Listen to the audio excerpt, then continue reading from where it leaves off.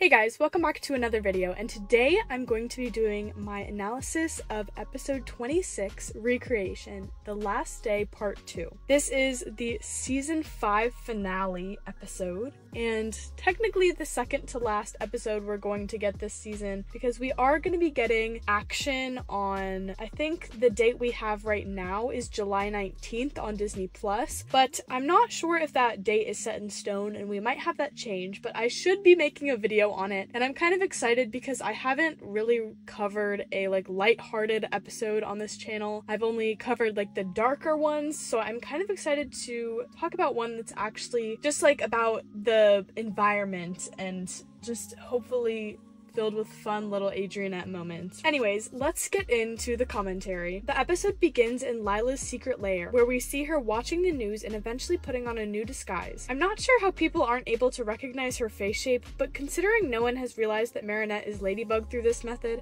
I will just assume that the people of Paris have no ability to recognize faces. Also, how is Lila able to ride a bike through the really underground parts of the catacombs? Isn't the room that she's in based on a real room that's not even legal to access by normal civilians? We pick up where we left off in the last episode with Bug Noir and Monarch's fight, where Monarch says that the only reason Ladybug has been able to win thus far is because of her extreme luck. Sure, Gabriel, maybe you're just unlucky. She calls her Lucky Charm, which produces a large piano that crushes Monarch. I'm just gonna say that I really like this type of Lucky Charm because it's just so straightforward.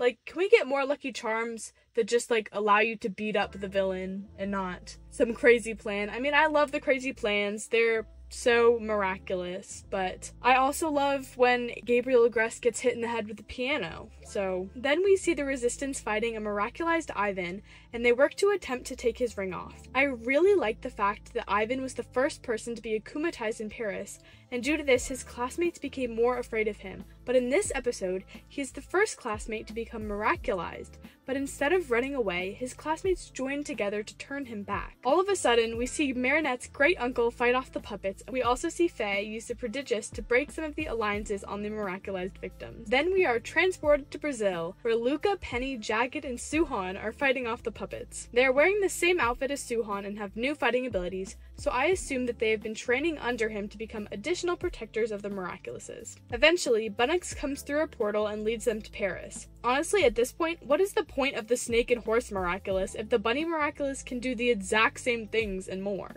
We also see our New York heroes fighting off the puppets, and honestly, what was the point of making the puppets so widespread? If your goal is to look for Ladybug and Cat Noir, why on earth would they be in New York or Shanghai? I honestly don't mind that Faye, Jess, Aeon, Luca, and Alex play such a small role in this finale, but I think it's silly that some of them were on the posters, seeing as they don't really have that much screen time. Then, we see an absolutely horrifying scene where Gabriel spits up cataclysm dust. I just want to speak to whoever decided that animating that into this scene was a good idea. Imagine just being a kid and wanting to watch your favorite cute bug and cat show, and you are haunted by that image. I also think that it was really symbolic to have one of Marinette's Lucky Charms be a baker's peel, because she is able to use it to fight him, while he has always thought of her negatively because of her being a baker's daughter. Honestly, I wasn't a huge fan of the number of times they switch from Monarch and Ladybug's fight to everyone else fighting the robots. I know it's because they want it to seem really important and worldwide, but every time the Resistance came on the screen, I was too busy thinking about the other fight that was going on. Guys, can we just talk about how in this episode, Ladybug says, "Life is like fashion. People only have the illusion of choice." As you say yourself, don't you, Gabriel Agreste? I was so happy that they called back to this line from Pretension. I just really love how Marinette is able to beat Gabriel by using his own words against him, just like she did in the episode Revolution with Chloe. She also literally attempts to cataclysm Gabriel, even though she knows it's Gabriel Agreste.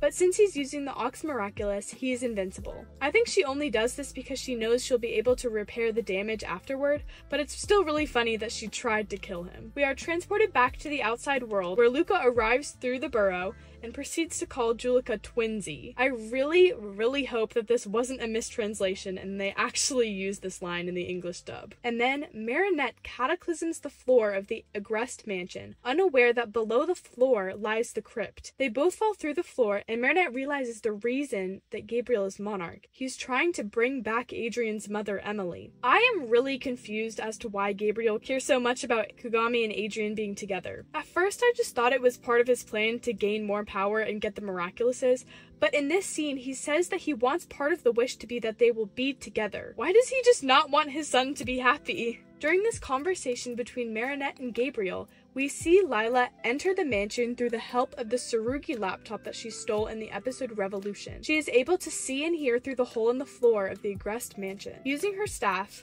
Marinette is able to fling the butterfly Miraculous into the water under the crypt. Knowing that he's about to be defeated, Gabriel becomes desperate. Because Marinette is too forgiving and sweet, she detransforms and reasons with Gabriel and tries to convince him that the best thing to do at the moment is to give up on the wish and spend his last hours with his son. She says that they both want the same thing: Adrian's happiness. She also shows him the final recordings of Emily, where Emily talks about how she doesn't want Gabriel to revive her, and instead she would want him to spend more time with Adrian. Gabriel can no longer deny that he's going against his wife's wishes because he's listening to her exact words. She is telling him that she does not want to be alive if it means that another person would have to take her place. He realizes that soon Adrian will have no one. Marinette tells him that they will be able to find a solution without using the wish, even if Gabriel and Natalie die. However, Gabriel does not listen to her. Using her compassion against her, he uses the Miraculous at the Bee to freeze her and takes the Ladybug and Black Cat Miraculouses. Then we see Plagg and Tiki's true forms.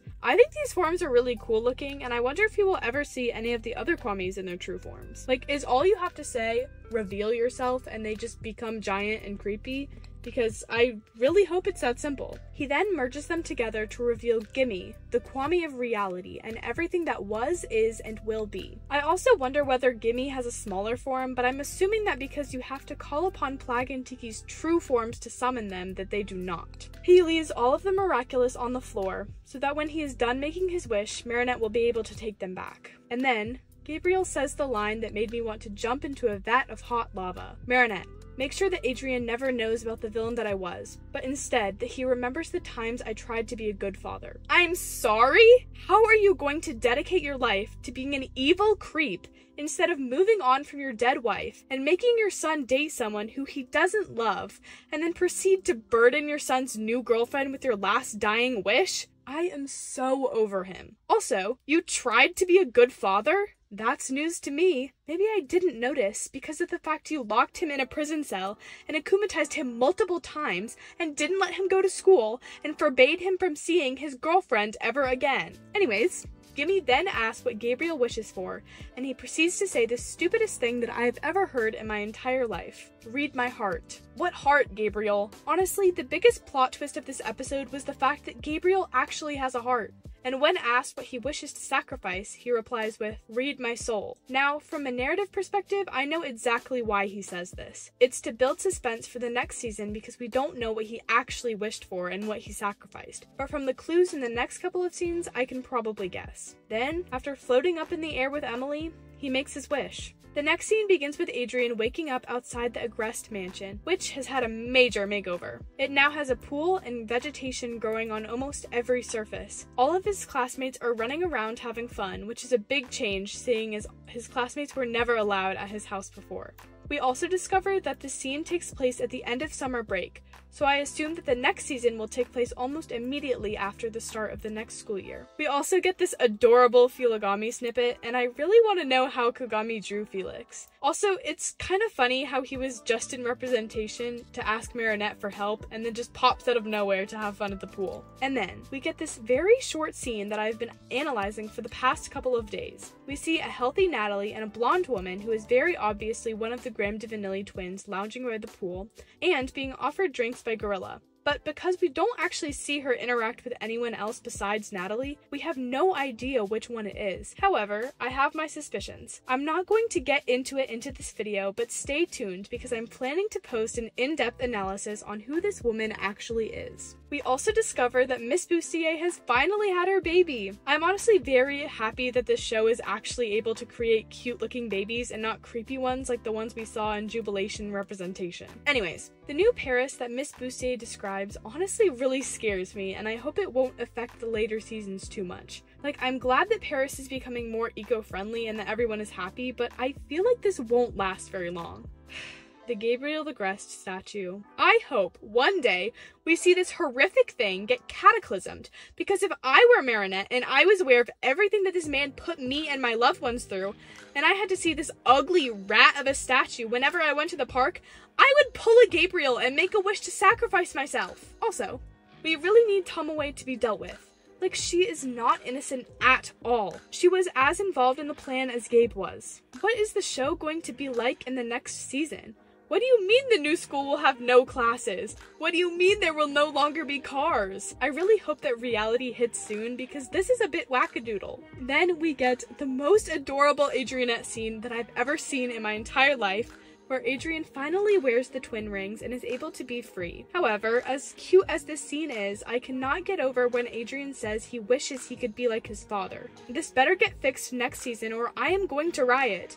How does he believe that Gabriel just happened to be there when Monarch was defeated? How does he think his dad even sacrificed himself without knowing that there was a wish? I really hope they don't erase the abuse that Adrien faced at the hands of Gabriel just to give him a false happy ending. Really cute Adrianette kiss though! Then we discover that Marinette still cannot find the missing butterfly Miraculous, and that Lila somehow retrieved it from the water. But right when she puts the Miraculous on, we see a bright light flash behind her, and whatever it is seems to scare her a lot. I have no theories as to what this might be. I would say it was Nuru, because Lila doesn't really know much about Kwamis, but why would the objects move like that? And also, whatever scared her seemed to be a lot bigger than the Kwamis in their regular forms. We also discover that all of the previous holders, including Felix, will now be permanent holders. I'm both excited and nervous to see how this will work in the next season. But also, why is Felix part of the team? We have already established that he doesn't want to use the Miraculous to create Sentimonsters, so what else is he supposed to do? Beat people with his fan? And also, unless Felix and Amelie move to Paris, then Felix would just be in London while our heroes are fighting. Also, I'd really like to know whether Lila discovered Marinette's identity. She refers to Marinette at the very end, and also we assume that she was watching through the hole in the Agreste mansion for quite a bit of time, because she knows that the butterfly Miraculous was dropped because she was the one that found it. So I'm assuming that maybe Lila knows Marinette's identity, and that really scares me for the next season, among all of the other things that I saw. Anyways, if you enjoyed this video, please make sure to like and subscribe and leave a comment down below about what you thought about this episode. I would love to hear your guys' feedback. And anyways, have a miraculous day. Bye!